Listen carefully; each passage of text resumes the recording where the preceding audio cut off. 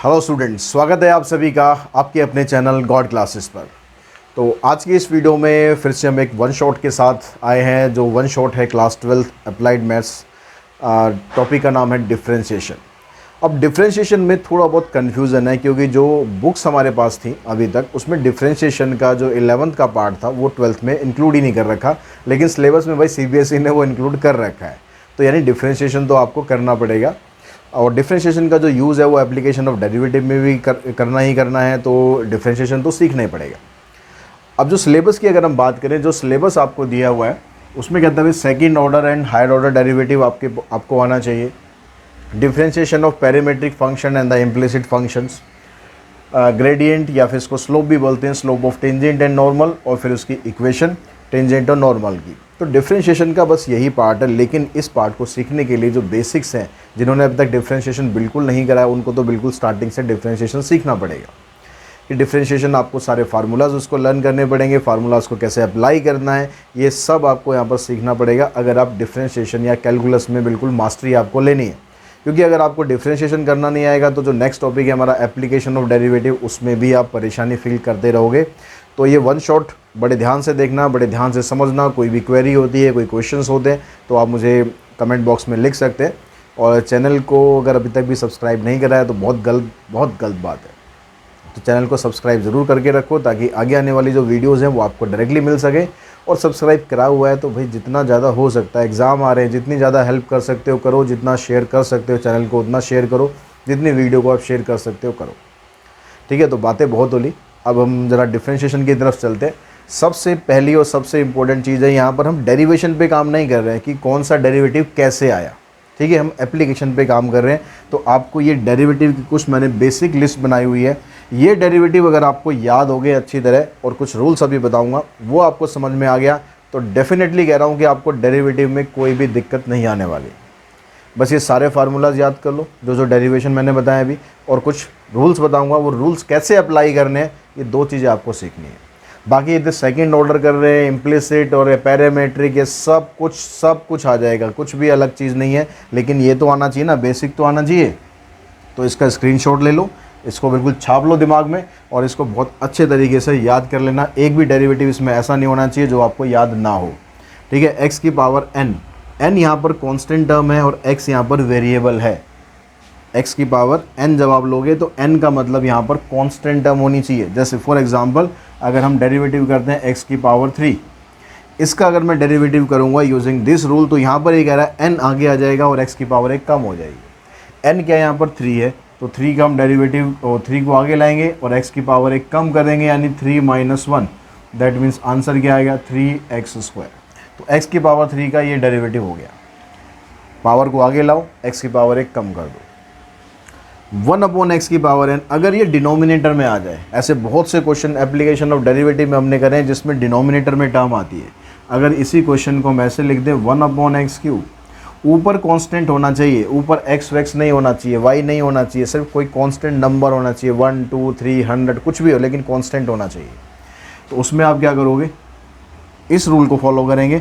इसमें प्लस की जगह माइनस साइन लगेगा, माइनस आ गया, 3 आ गया, पावर यहाँ पर माइनस हुई थी, यहाँ पर पावर प्लस करेंगे, x की पावर 4 आ जाएगी। तो इस तरह से आप ये वाला रूल अप्लाई करोगे। सिंपल, अगर x आता है कुछ आगे पीछे नहीं है तो डेरिवेटिव उसका 1 हो गया। ऐसे कांस्टेंट है, कांस्टेंट अगर उसके आगे पीछे कोई नहीं है तो उसका डेरिवेटिव क्या हो गया, 0 हो गया। लेकिन ध्यान रखना, बहुत सी कॉमन मिस्टेक होती है, कई बार क्या करते हैं, जैसे मान लो x³ के साथ मैं यहाँ पर 2 मल्टीप्लाई कर दूँ, तो जब हम क्या करते हैं, हम ध्यान क्या करते हैं कि कांस्टेंट का डेरिवेटिव 0 होता है सर। अब कांस्टेंट का डेरिवेटिव 0 होता है तो क्या करते हैं, 2 का डेरिवेटिव करा 0, 0 को x³ से मल्टीप्लाई करा, आंसर हो गया 0 और नंबर भी हो गया 0। ठीक है, गलती नहीं करनी हमें क्या करना है, यहाँ पर मैं आपको बता रहा हूँ जो खाली कांस्टेंट है, मतलब कांस्टेंट को बैकअप करने के लिए कोई नहीं है, कोई उसका सहारा नहीं है, कोई मित्र नहीं है, कोई यार नहीं है, कोई दोस्त नहीं है, तो ऐसे केस में कांस्टेंट को दबोच लो, पकड़ के पीट दो, 0 कर दो उसे। ठीक है, पीटना नहीं है, मतलब हिंसा वाली बातें नहीं करनी, लेकिन मतलब समझ लो, कांस्टेंट के आगे पीछे कोई नहीं है ना, तो भाई उसको 0 कर दो। लेकिन अगर उसको सपोर्ट देने के लिए उसके साथ कुछ भी आ गया, चाहे आगे आ गया, पीछे आ गया, डिवाइड में आ गया, चाहे मल्टीप्लाई में आ गया, कहीं भी आ गया, अगर उसको सपोर्ट है ना तो उसको कुछ नहीं बिगाड़ सकते आप, कुछ भी नहीं करना।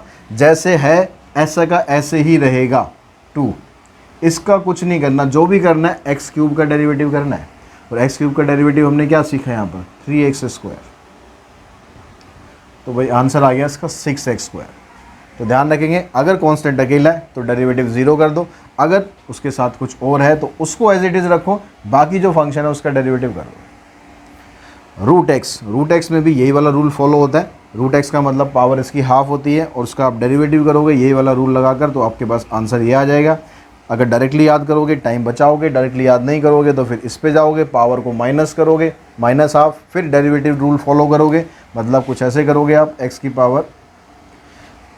पावर अभी हाफ है रूट एक्स का मतलब, तो आप क्या करोगे, पावर को आगे लाओगे, एक्स की पावर इसमें से 1 माइनस करोगे तो माइनस हाफ हो गया। इस माइनस हाफ को जब डिनोमिनेटर में लेके जाओगे प्लस हाफ बन जाएगा, मतलब इस तरह आ गया। इस तरह का मतलब इसकी वैल्यू आ गई 1/2 रूट एक्स। तो भैया क्यों इतना लंबा लफड़ा करना है, सीधा अब यहाँ से यहाँ पर सीखो ना, यहाँ से यहाँ तक याद करोगे फटाफट आपको कैसे करना है, टाइम भी तो बचाना हमें। log x का डेरिवेटिव 1/x होता है। e की पावर x सबसे मस्त फंक्शन होता है, e की पावर x कोई लेना देना नहीं, कुछ नहीं, दीन दुनिया में क्या हो रहा है, कौन चेंज हो रहा है, कौन चेंज नहीं हो रहा, कुछ मतलब नहीं है, जैसा है भाई वैसे का वैसे ही रहता है। e की पावर x ही रहता है, कोई चेंज नहीं करना है इसके अंदर, इससे कोई पंगा नहीं लेना। a की पावर x में a की पावर x तो रहता है लेकिन साथ में log a भी आ जाता है, ठीक है। उसके बाद है मॉडुलस ऑफ x होता है x अपॉन में मॉडुलस ऑफ x। तो ये बस आपको बेसिक डेरिवेटिव्स याद करने हैं। इनको याद करने के अलावा अभी मैं रूल आपको बता रहा हूँ, वो रूल हम फॉलो करेंगे। रूल फॉलो करने के बाद आप डेरिवेटिव करने के बिल्कुल लायक हो जाएंगे, चिंता मत करो। तो रूल्स की हम बात करें, सबसे पहला जो रूल है, डस्टर थोड़ा सा ख़राब हो गया, इससे काम चलाना पड़ रहा है।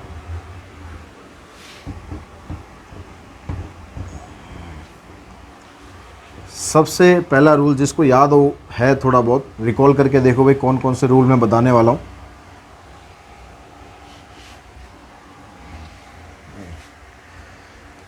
देखिए सबसे पहला जो रूल है उसको आप एडिशन या सब्ट्रैक्शन रूल कह सकते हो, एडिशन या सब्ट्रैक्शन। इसमें क्या होता है, जब हमें डेरिवेटिव करना होता है ऐसे फंक्शन का जो आपस में प्लस हो रहे हैं या माइनस हो रहे हैं। ये d/dx लिख रहा हूँ, मतलब derivative of this function with respect to x। इसका मतलब ये होता है, अगर हम लिखते हैं ऐसे dy/dx, मतलब क्या होता है, derivative of y with respect to x, ठीक है। किसी और के रिस्पेक्ट में करना है वो भी बताएंगे कैसे करना है, किसी और को रिस्पेक्ट कैसे देनी है। तो अभी फ़िलहाल तो हम विद रिस्पेक्ट टू x ही चलते हैं। तो इसका मतलब क्या है, अगर बीच में प्लस या माइनस का साइन हो तो सिंपल आपको क्या करना है, जो ये फंक्शन है इसका आपको डेरिवेटिव करना है। डेरिवेटिव को लिखने का एक तरीका ये भी होता है, डैश लगा दिया जाता है, तो इसका मतलब भी डेरिवेटिव होता है।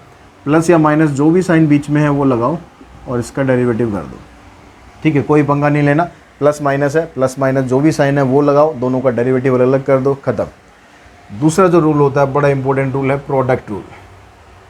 अब जितने भी रूल आ रहे हैं बड़े इंपॉर्टेंट रूल है। प्रोडक्ट का मतलब ये कहाँ पर लगाना है, जहाँ पर आपके पास कोई दो फंक्शन है मल्टीप्लिकेशन में, वहाँ पर लगाना है। अब यहाँ पर लगाया आपने, तो इसके रूल के अकॉर्डिंग क्या होता है, पहले वाले का डेरिवेटिव करना है आपको, दूसरा फंक्शन एज इट इज़ रखना है, कोई चेंज नहीं करना। अब पहले वाला फंक्शन एज इट इज़ रखना है और दूसरे वाले का डेरिवेटिव कर देना है, ठीक है। पहले का डेरिवेटिव दूसरा सेम, दूसरे का डेरिवेटिव पहला सेम। उसके बाद तीसरा जो रूल है हमारे पास, ये आ गया कोशेंट रूल। कोशेंट रूल से पहले ऐसा करते हैं, एक इसका एग्जांपल समझ लेते हैं ताकि आपको क्लियर हो जाए साथ साथ, फिर उसके बाद देखेंगे कोशेंट रूल। तो देखिए अब यहाँ पर दो फंक्शन आपको मल्टीप्लिकेशन में, एक फंक्शन मैं ले लेता हूँ x², थोड़ा सा और ले लें ऐसे 3x की पावर 4, दूसरा फंक्शन मैं ले लेता हूँ log x। इन दोनों का हमें डेरिवेटिव करना है, ये अलग फंक्शन है, ये अलग फंक्शन है। तो इस रूल के अकॉर्डिंग अगर हम चलेंगे तो उसके हिसाब से ये क्या कह रहा है भाई, आप पहले वाले का डेरिवेटिव कर दो, दूसरा फंक्शन आप एज इट इज़ रखो, प्लस अब आप पहले वाला फंक्शन एज इट इज़ रखो, दूसरे वाले का डेरिवेटिव कर दो। यहाँ पर अभी मैं लिख रहा हूँ ऐसे d/dx, अभी डेरिवेटिव करानी है, अगले स्टेप में करेंगे, पर ये लिख दिया मतलब आपने इसका डेरिवेटिव ये है। ठीक है, अब इसकी वैल्यू क्या आएगी वो हम करते हैं। अब यहाँ पर जो पावर फार्मूला, सबसे पहला जो फार्मूला बताया था वो अप्लाई करोगे तो पावर आगे आ जाएगी 3 4 ज़ा 12, ऐसे लिख लेते हैं। अभी पावर एक कम हो जाएगी, इनटू में log x प्लस ये एज इट इज़ रखेंगे और log x का डेरिवेटिव 1/x। इसको अगर सिंप्लीफाई हो सकता है तो कर दो। अब यहाँ पर जैसे ये बन जाएगा 12x³ log x, यहाँ से x से कट जाएगा 3x³ आ जाएगा। उसके बाद अगर कॉमन वॉमन जो निकालना है निकाल देना, उसके जो बचेगा वो आपका आंसर है। ठीक है, वो सब चीज़ तो आप कर लोगे, हम रूल्स के बारे में समझ रहे हैं मेन बेसिकली। तीसरा रूल है यहाँ पर क्वोशिएंट रूल। अब क्वोशिएंट रूल कहाँ पर लगाना है? जब आपको दो फंक्शन दे रखे हो डिवीज़न में, f(x) एंड g(x), तो इसका ये रूल क्या कहता है? अगर आपको प्रोडक्ट रूल याद है, क्वोशिएंट को याद करने में कोई समस्या ही नहीं है। सेम ऐसे के ऐसे लिख देना, बीच का जो साइन है वो चेंज कर दो और डिवाइडेड बाय gx का होल स्क्वायर, बस ये और करना है। ठीक है, अगर मैं यही फंक्शन ले लूँ समझने के लिए कि भाई 3x की पावर 4 है और log x है, इसका हमें डेरिवेटिव करना है। तो बात वही, जो पहले वाला फंक्शन है उसका डेरिवेटिव करेंगे। अब ये वाला डेरिवेटिव क्या आया था हमारे पास? ये आया था, मैं इसको भी फ़िलहाल डायरेक्ट लिख रहा हूँ। और जो डिनोमिनेटर है उसको एज इट इज़ रखना है, फिर बीच में माइनस साइन आएगा। जो न्यूमरेटर है उसको आप एज इट इज़ रखेंगे, डेरिवेटिव करेंगे डिनोमिनेटर का 1/x हो गया और डिवाइडेड बाय log x का होल स्क्वायर। अब फिर वही बात है, इसको सिंप्लीफाई कर लो भाई जितना हो सकता है, यहाँ से कैंसिल हो जाएगा। कॉमन वॉमन निकाल के जो आंसर चाहिए आपको एमसीक्यू में पता लग ही जाएगा आंसर क्या है, उस हिसाब से अपना आंसर को उसी फॉर्मेट में छोड़ देना है। तो तीनों रूल हो गए। अब इन सब से भी इम्पोर्टेंट एक रूल है चेन रूल। जैसे चेन होती है ना, चेन में क्या होता है, कंटिन्यूटी एक रहती है। तो आपको जो फंक्शन का वहाँ जब डेरिवेटिव करना है तो उसको कंटिन्यूसली डेरिवेटिव करना है। अब कैसे करना है उसको समझ लेते हैं एक बार। चेन रूल, ये रूल अगर आप समझ गए तो भाई डेरिवेटिव आपको लगा करीब करीब कंप्लीट। अब इस चेन रूल में क्या कहता है, अगर आपके पास डेरिवेटिव करना है आपको, मान लो कहता है कि भाई f(x) की पावर n की होल पावर n, तो हमें यहाँ पर एक एक करके डेरिवेटिव करना है। आप ऐसा नहीं कर सकते बस पावर आपने लगा दी। मतलब डेरिवेटिव का रूल होता है कि भाई आप जब तक x तक नहीं पहुँचोगे तब तक आपको डेरिवेटिव करना होता है। इसमें भी हम करते हैं, लेकिन क्योंकि x का डेरिवेटिव 1 होता है उसको हम शो नहीं करते हैं। यहाँ पर हम क्या करेंगे, ये जो n होगा सबसे पहले क्या करेंगे, पावर फार्मूला लगाएंगे, क्योंकि होल पावर है। किसी भी क्वेश्चन में अगर होल पावर दे रखी है तो सबसे पहले पावर फार्मूला लगा के उसका डेरिवेटिव कर दो। तो अगर हमने इसका डेरिवेटिव करा तो n आ गया आगे, और जो फंक्शन है उसको कुछ नहीं छेड़ना अभी अंदर, इसकी पावर n-1। ठीक है, ये फंक्शन था आपके पास, क्या था, f(x) की पावर n, इसकी पावर होल पावर n। सबसे पहले हमने इसको पिक करा और इसको पिक करके इसका डेरिवेटिव कर दिया। अंदर अभी कुछ चेंज नहीं करना, कोई अंदर कुछ गड़बड़ नहीं करनी है, बस आपने इसका डेरिवेटिव करना है। ये आगे आएगा और पावर 1 कम हो जाएगी। अब अगले स्टेप में क्या करना है, इसका काम हो गया ख़त्म, इसका रोल ख़त्म। ठीक है, अब बाकी पिक्चर में क्या है, अब ये देख लो भाई, ये क्या है, f है। f मतलब फंक्शन है। अब फंक्शन का डेरिवेटिव हम कैसे करते हैं भाई, f'(x) से दिखा देते हैं। मतलब जो भी होगा यहाँ पर फंक्शन, उसका डेरिवेटिव करना है f'। अब ये जो x की पावर n है ना, इसको आपको एज इट इज़ रखना है, आपको डेरिवेटिव इसका करना है बस।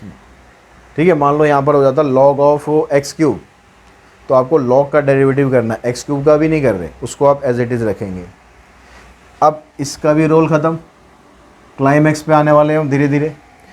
अब यहाँ पर ये जो n है, यानी x की पावर n बच गया। अब x की पावर n जो सबसे पहला फार्मूला था वो रूल लगा दो, n आगे आएगा और x की पावर 1 कम हो जाएगी, n-1।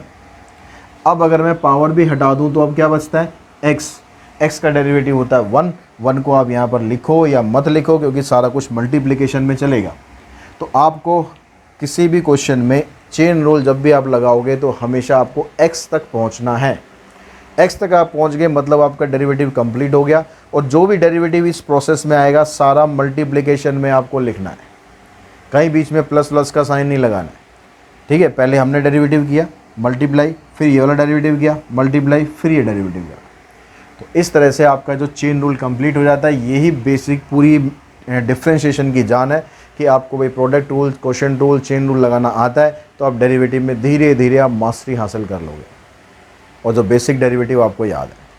ठीक है, अब यहाँ पर हम उसके आगे चलते हैं कि हमारे जो टॉपिक के हिसाब से सबसे पहला जो टॉपिक था हमारा वो था सेकंड ऑर्डर डेरिवेटिव या हायर ऑर्डर डेरिवेटिव।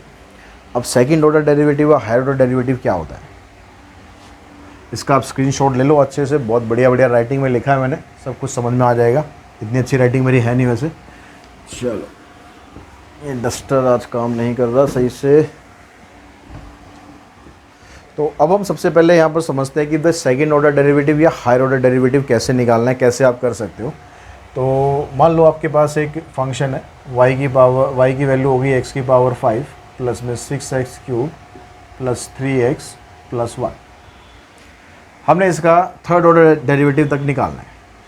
तो जो फर्स्ट ऑर्डर डेरिवेटिव है उसको तो हम डिनोट करते हैं ऐसे dy/dx। ये क्या हो जाएगा, 5x की पावर 4, पावर फार्मूला लगाया, 5 आ गया है, x की पावर 1 कम होगी और बीच में प्लस प्लस लग रहा है तो मतलब आपको एडिशन या सब्ट्रैक्शन रूल लगाना है बस।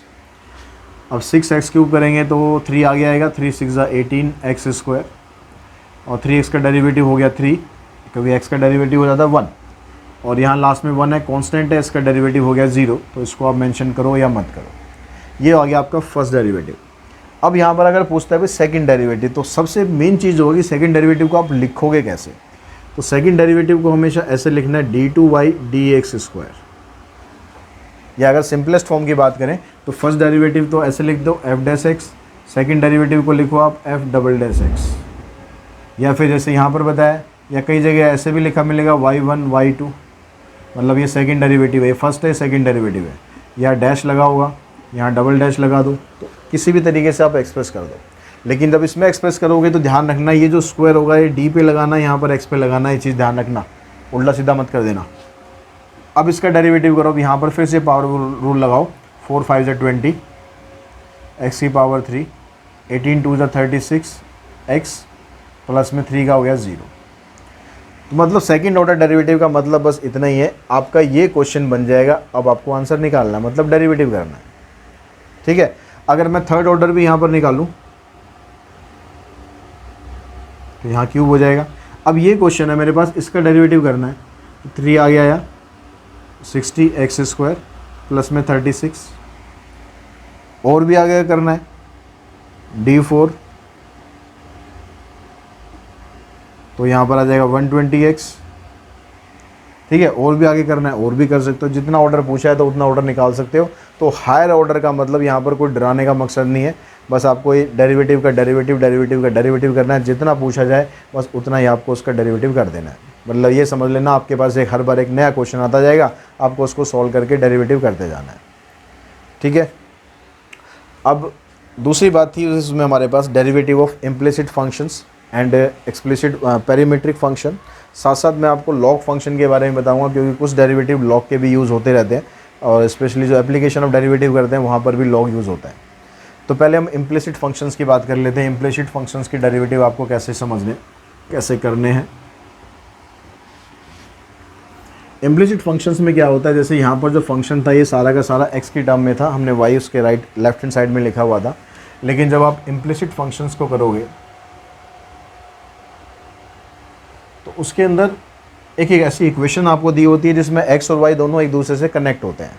जैसे अगर मैं यहाँ पर लिखूँ x cube plus x square y plus x y square plus में y इज इक्वल्स टू 0, तो ये इक्वेशन है, इसमें x और y दोनों एक दूसरे से कनेक्ट हो रहे हैं। तो इस तरह की जो इक्वेशंस होती है उसको बोलते हैं इम्प्लिसिट। अब इसका डेरिवेटिव कैसे करना है। अब यहाँ पर x और y दोनों फंक्शंस हैं, तो दोनों फंक्शंस हैं तो जहाँ दोनों मल्टीप्लाई हो रहेंगे वहाँ पर प्रोडक्ट रूल लगाओगे, अगर कहीं डिवाइड हो रहे हैं तो क्वोशिएंट रूल लगाओगे। यहाँ पर कांस्टेंट नहीं है, ठीक है, दोनों फंक्शंस हैं। तो जब एक्स क्यूब का डेरिवेटिव करोगे आप, उसका तो सिंपल हो गया भाई 3x square. X square Y का जब डेरिवेटिव करोगे तो यहाँ पर एक्स स्क्वायर आपके पास एक अलग फंक्शन है, वाई आपके पास एक अलग फंक्शन है। प्रोडक्ट रूल लगाओगे, प्रोडक्ट रूल के हिसाब से इसका डेरिवेटिव करोगे, एक्स स्क्वायर का डेरिवेटिव तो हो जाएगा 2x, और जो y फंक्शन है वो आएगा एज इट इज़। फिर बीच में प्लस साइन आएगा प्रोडक्ट रूल के अकॉर्डिंग, ये हम डेरिवेटिव कर रहे हैं इसका, ठीक है। अभी हम इसको ऐसे अलग लिख लेते हैं। अब एक्स स्क्वायर आपको एज इट इज़ का एज इट इज़ लिखना है और डेरिवेटिव करना है आपको वाई का, या डेरिवेटिव हो गया d y by d x, ये डेरिवेटिव हो गया इसका। अब प्लस साइन आएगा। अब आपको इसका डेरिवेटिव करना है, तो यहाँ पर इसका डेरिवेटिव करेंगे तो फिर यहाँ पर प्रोडक्ट रूल हो जाएगा। क्यों?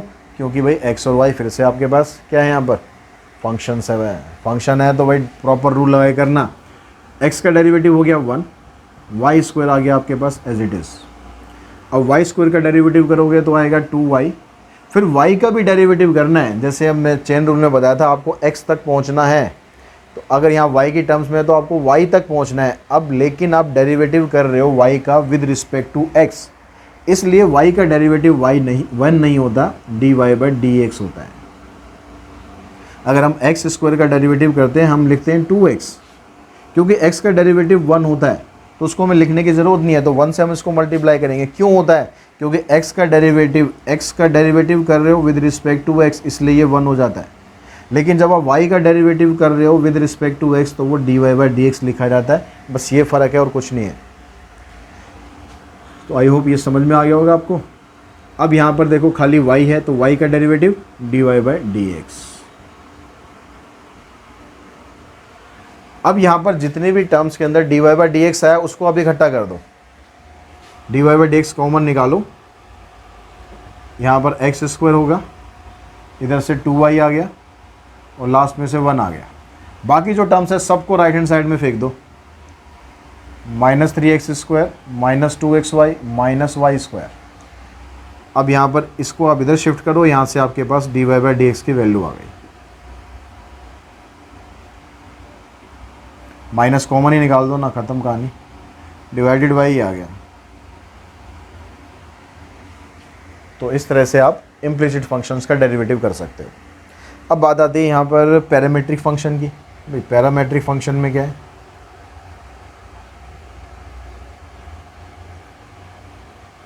पैरामीट्रिक फंक्शन में जो भी x या y होता है निकालना वहाँ भी dy बाई dx है, लेकिन वो फंक्शन किसी एक दूसरे फंक्शन से कनेक्ट होते हैं।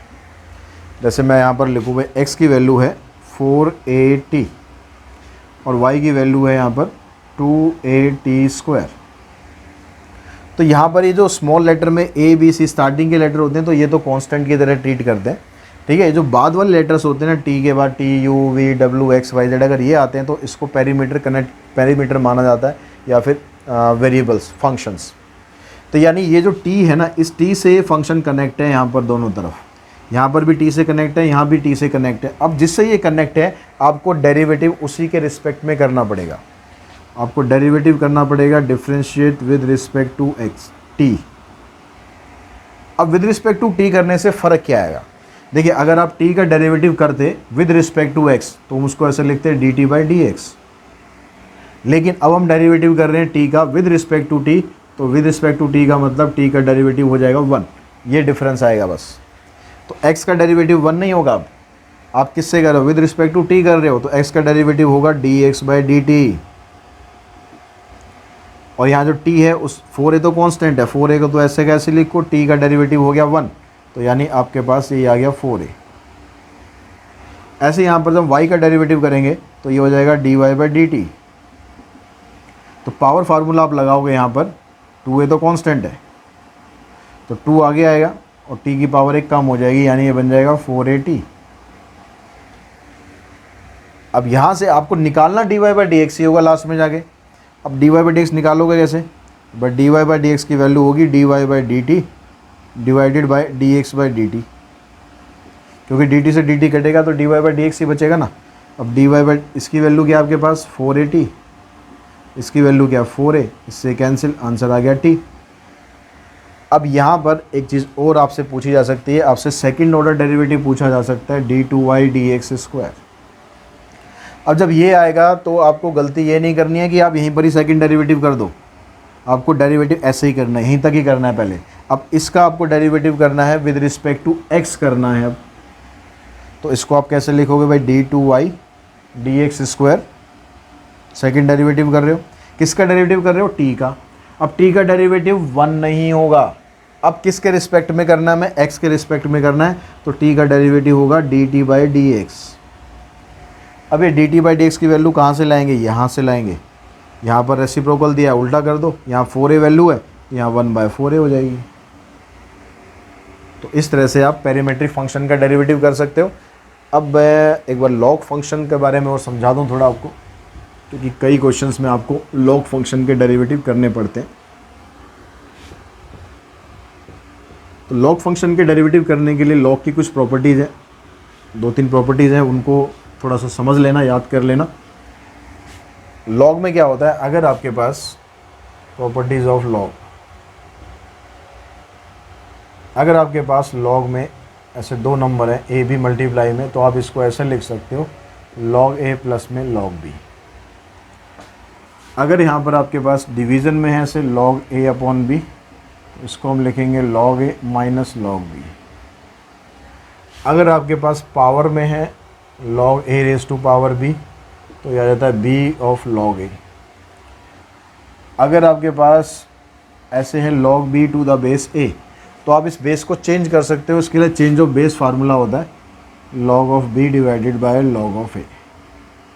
ठीक है, b ऊपर आ जाएगा, a नीचे आ जाएगा।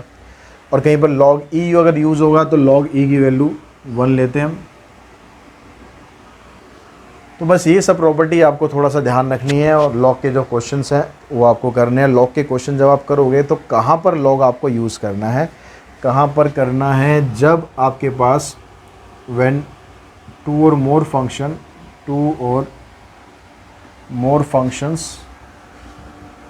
are in multiplication or division।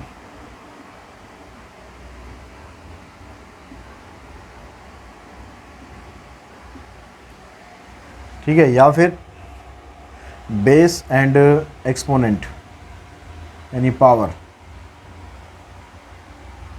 Are functions.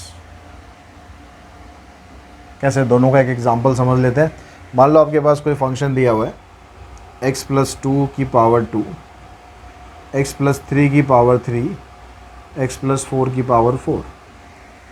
तो भाई यहाँ पर आप देखो, अगर प्रोडक्ट रूल लगाने की कोशिश करोगे तो बहुत लंबा टास्क हो जाएगा ये, क्योंकि 3 फंक्शन है, 3 को 2 में कन्वर्ट करना पड़ेगा। 2 में कन्वर्ट करने के लिए या तो सिंप्लीफाई करना पड़ेगा, मतलब छोड़ो उसको, बहुत लंबा पड़ जाएगा काम। तो हम क्या करेंगे, यहाँ पर दोनों तरफ लॉग ले लेंगे। अब लॉग जब आप लोगे यहाँ पर, taking log on both sides,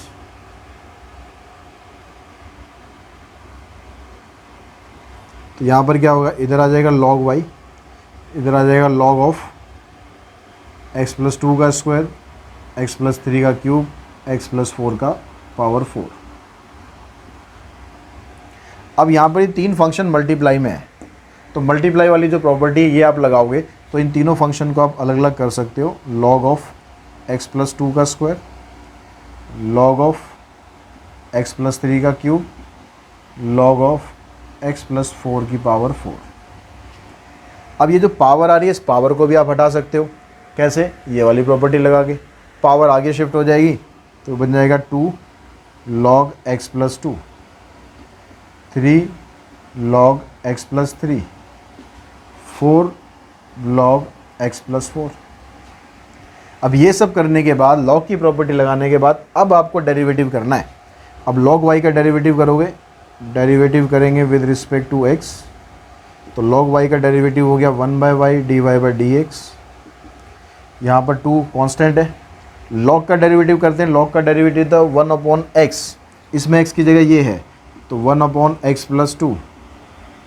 अब x का डेरिवेटिव करोगे तो आएगा 1, और 2 का डेरिवेटिव करोगे 0, तो 1 प्लस 0 मतलब 1 ही हो गया। तो 1 को यहाँ पर लिखो या मत लिखो, कुछ फ़र्क नहीं पड़ता, कुछ और होगा तो ये लिखना पड़ेगा। यहाँ पर आ गया ऐसे ही 1/x प्लस 3, 4 में x प्लस 4। अब इस y को आप यहाँ पर शिफ्ट करोगे और ये बन जाएगा 2 में x plus 2, 3/x plus 3, 4/x plus 4। और y की जो वैल्यू स्टार्टिंग में थी वो यहाँ पर पुट कर दोगे, तो आपका प्रॉपर डेरिवेटिव सारा आ जाएगा। ठीक है, दूसरा केस अगर देखते हैं कि बेस भी वही उसमें हो, फंक्शन में, और पावर भी फंक्शन में हो। बहुत कॉमन सा फंक्शन है, बहुत जगह यूज़ होगा, डायरेक्टली याद कर लोगे तो और अच्छी बात है कि आपके पास फंक्शन होगा x की पावर x। तो x की पावर x है तो भाई पावरफुल रूल मत लगा देना इसमें, भाई x आगे ले आओ और एक पावर कम कर दो। सर आपने तो बताया था पावर फार्मूला लगा दो, क्योंकि पावर में है। मैं ये भी बता रहा हूँ कि ये फंक्शन है, ये भी फंक्शन है, तो पावर फार्मूला नहीं लगाना है आपको, यहाँ पर लॉग लेना है। तो लॉग आप दोनों तरफ लोगे तो log y equals to log of x raise to power x. अब यहाँ पर जो ये वाला रूल है ये लगा दो लॉग का, तो ये बन गया log of y equals to x log x. अब डेरिवेटिव करो, लॉग वाई का डेरिवेटिव हो गया 1/y dy by d x. X का डेरिवेटिव हो गया 1, यहाँ पर लगाना पड़ेगा प्रोडक्ट रूल, एक्स एक अलग फंक्शन बन गया, log x अलग बन गया, तो 1 इंटू में log x plus x as it is log x का डेरिवेटिव 1/x। इससे ये कैंसिल, y को यहाँ शिफ्ट करो तो यह आ जाएगा log x प्लस 1। y की वैल्यू यहाँ पर पुट कर दो। तो बहुत कॉमन सा फंक्शन है, बहुत जगह यूज़ होता है, तो आप डायरेक्टली याद कर लोगे तो ये करना नहीं पड़ेगा, और डायरेक्टली याद नहीं करोगे तो फिर इस तरीके से आप कर सकते हो, पर समझना ज़रूर है। इस तरह के अगर क्वेश्चन चेंज हो जाता है तो आप उसको इस तरह से कर पाओगे। ठीक है, तो डेरिवेटिव के बारे में सारी हमने बात कर ली। अब रहेगा यहाँ पर हमारे पास स्लोप का टॉपिक, कि slope of tangent, slope of normal, ये क्या होता है। तो टेंजेंट और नॉर्मल के बारे में बात कर लेते हैं। टेंजेंट और नॉर्मल क्या होता है, स्लोप हम इसका कैसे निकालते हैं। मान लो आपको कोई कर्व दे रखा है, आपको एक कर्व दे दिया y equals to f x, ठीक है, इस गिवन कर्व। तो स्लोप का मतलब टेंजेंट का मतलब क्या होता है, ये कर्व आपके पास आ रहा है किसी पर्टिकुलर पॉइंट पर, ये जो लाइन टच होते हुए जाती है इसको हम टेंजेंट बोलते हैं, और जो यह इसी पॉइंट पर एक परपेंडिकुलर लाइन आती है इसको हम नॉर्मल बोलते हैं। ये नॉर्मल होता है और ये टेंजेंट होता है। तो जब आप स्लोप निकालते हो किसी भी कर्व का, स्लोप ऑफ टेंजेंट, तो इसका फार्मूला होता है dy बाई डी एक्स। जो भी कर्व दिया हुआ है उसका dy बाई डी एक्स निकाल दो, वो आपके पास आ जाएगा स्लोप। स्लोप को नॉर्मली हम डिनोट करते हैं m से, तो आप ऐसे लिख सकते हो भाई m equals to dy by d x. ये हो गया स्लोप ऑफ टेंजेंट। अगर आप स्लोप ऑफ नॉर्मल की बात करें, नॉर्मल का स्लोप इसका रेसिप्रोकल होता है minus d x by d y. ठीक है, इसके अलावा कुछ और प्रॉपर्टीज़ होती हैं स्लोप की। अगर दो लाइन आपस में पैरेलल होती हैं, L1 और L2 ये दोनों आपस में पैरेलल है, तो इन दोनों का जो स्लोप होगा वो इक्वल होगा। अगर आपके पास L1 और L2 दोनों लाइन परपेंडिकुलर हैं तो स्लोप की मल्टीप्लिकेशन जो है -1 के बराबर होगी। इक्वेशन ऑफ टेंजेंट अगर बनाते हैं, अच्छा उससे पहले एक चीज़ और देखो, अगर टेंजेंट आपका x एक्सिस के पैरेलल हो, if tangent is parallel to x axis, तो उस केस में जो स्लोप होता है यानी dy बाई डी एक्स ये 0 हो जाएगा। अगर पैरेलल टू y एक्सिस हो, parallel to x axis, parallel to अगर y एक्सिस हो, तो उस केस में dx बाई जो dy है ये 0 हो जाएगा। अब ये सब चीज़ें आ गई, पॉइंट आपके पास आ गया। पॉइंट निकालने के बाद आपसे इक्वेशन पूछी जाती है, मान लो इक्वेशन ऑफ टेंजेंट, तो इसका फार्मूला होता है y माइनस y1 स्लोप, जो भी स्लोप ऑफ टेंजेंट निकलेगा x माइनस x1। अगर इक्वेशन ऑफ नॉर्मल पूछेगा तो फार्मूला लगा y माइनस y1, यहाँ पर स्लोप ऑफ नॉर्मल आएगा और x माइनस x1। तो बस टेंजेंट के अंदर, नॉर्मल के अंदर यही कंसेप्ट है, इसी को हमें यूज़ करना है। क्वेश्चन के अंदर क्या दिया हुआ है क्या नहीं दिया हुआ उसको समझना है, उसकी हेल्प से इनके स्लोप निकालने हैं। इक्वेशन पूछिए तो इक्वेशन निकालनी है। क्वेश्चंस यहाँ पर समझ लेते हैं एक दो, उससे आपको और क्लियर हो जाएगा भाई किस तरह से आपको इसके क्वेश्चन निकालने हैं। तो ये क्वेश्चन हमारे पास है, इसमें ये आपको एक कर्व की इक्वेशन दे रखी है, कहता है इस पर्टिकुलर पॉइंट पर आपको स्लोप ऑफ टेंजेंट बताना है। स्लोप ऑफ नॉर्मल भी हम सीख लेंगे साथ साथ, और दोनों की इक्वेशन भी सीख लेंगे। ठीक है, तीनों चारों काम हम इकट्ठे सीख लेते हैं। तो सबसे पहला काम तो आपको क्या करना है, स्लोप ऑफ टेंजेंट अगर निकालना है तो आपको dy by d x find करना है। अब dy बाई डी एक्स इसका फाइंड करो, एक्स स्क्वायर का डेरिवेटिव तो हो गया 2x, 3y का हो जाएगा 3, तो एज इट इज़ रहेगा, y का हो गया dy बाई डी एक्स, और y स्क्वायर का हो गया 2y, फिर y का डेरिवेटिव करेंगे dy बाई डी एक्स, और 5 का हो गया 0। अब जो dy बाई डी एक्स वाली जो टर्म्स हैं उनको इधर रखो आप, इसमें 3 आ गया यहाँ से, इधर से 2y और 2x को उधर शिफ्ट करो, तो dy बाई डी एक्स की वैल्यू आ गई आपके पास माइनस 2x अपॉन में 3 प्लस 2y। अब आपको जो पॉइंट है वो दे रखा है 1 1, यानी x की वैल्यू 1 पुट करनी है, y की वैल्यू 1 पुट करनी है। तो उस पॉइंट पर dy/dx की वैल्यू क्या आएगी? -2 इंटू में 1 और 3 प्लस 2 इंटू में 1, यानी ऊपर तो आ गया -2, नीचे आ गया +5। तो ये आ गया आपके पास स्लोप ऑफ टेंजेंट। तो स्लोप ऑफ टेंजेंट आ गया आपके पास -2/5। अब मान लो आपसे यहाँ इक्वेशन भी पूछ ली जाती है, भाई इक्वेशन ऑफ टेंजेंट क्या है? इक्वेशन ऑफ टेंजेंट, तो पॉइंट आपको दे ही रखा है 1 1, तो ये वैल्यू y1 हो गया, ये x1 हो गया। तो फार्मूला क्या था? y minus y1 equals to slope of tangent और x माइनस x1। अब इसको आप यहाँ क्रॉस मल्टीप्लाई करो, 5y minus 5 minus 2x plus 2। इन सारी टर्म्स को एक तरफ इकट्ठा करो, 2x प्लस में 5y minus 7 is equals to 0। ये आपकी इक्वेशन आ जाएगी टेंजेंट की। ठीक है, अगर यहाँ से नॉर्मल के बारे में पूछ लेता, क्वेश्चन यही है, नॉर्मल के बारे में पूछ रहा है, आपने dy/dx निकाल लिया, तो इसकी हेल्प से अगर आप स्लोप ऑफ नॉर्मल निकालोगे तो स्लोप ऑफ नॉर्मल क्या था? -dx/dy, यानी आपको जो dy/dx निकला है उसका रेसिप्रोकल करना है और नेगेटिव साइन चेंज कर देना है।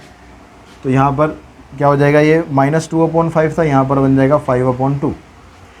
अब आपसे इक्वेशन ऑफ नॉर्मल अगर पूछ ली जाए तो ये बन जाएगा y माइनस y1, फिर स्लोप आ गया 5/2 x minus x1, cross multiply करो 2y माइनस 2 5x माइनस 5। इन सब को एक तरफ इकट्ठा करो, 5x माइनस 2y और -3। ये आपके पास इक्वेशन ऑफ नॉर्मल आ गई। क्लियर हो गया यहाँ तक? एक क्वेश्चन समझ लेते हैं जिसमें आपको पॉइंट फाइंड करना होता है। ठीक है, स्लोप आपको दे रखा हो या कुछ और दे रखा हो और आपको पॉइंट फाइंड करना हो, तो पॉइंट हम कैसे फाइंड करेंगे?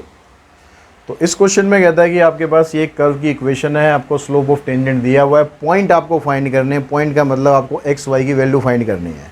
तो हम यहाँ से dy/dx इसका फाइंड करते हैं, ये आ जाएगा 6x माइनस 2। अब यहाँ पर स्लोप ऑफ टेंजेंट 4 दिया हुआ है। अब ये जो dy/dx क्या होता है? ये स्लोप ऑफ टेंजेंट ही तो होता है ना। तो 6x माइनस 2 को आप पुट कर दो 4 के बराबर, तो 6x इक्वल्स टू 6, यानी x की वैल्यू आ गई 1। अब x की वैल्यू अगर 1 है तो y की वैल्यू कितनी होगी? यहाँ पर पुट कर दो, तो 3 प्लस 4 4 माइनस 2 2। तो पॉइंट आ जाएगा आपके पास 1 2। अब पॉइंट आने के बाद आपसे जो भी कुछ पूछा जाएगा वो आप उसी हिसाब से, जैसे पिछला क्वेश्चन करा था हमने इक्वेशन ऑफ टेंजेंट वाला, इक्वेशन ऑफ टेंजेंट बना दो। नॉर्मल पूछा है तो नॉर्मल की बना दो। ठीक है, अब ये सब समझने के बाद आई थिंक आप लगभग हर टाइप का क्वेश्चन कर पाओगे।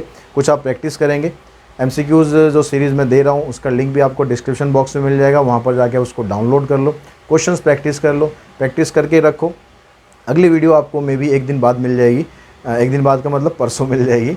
तो उसमें आपको देखना कि भाई आपके कितने सॉल्यूशन ठीक हैं, जितने सॉल्यूशन ठीक नहीं हैं उनको समझने की कोशिश करना, और जिसके सारे सॉल्यूशन अगर ठीक हैं तो वो बल्ले बल्ले कर सकता है, यानी उसकी तैयारी बहुत बढ़िया से चल रही है। तो आज की इस वीडियो में इतना ही। Thanks to all of you.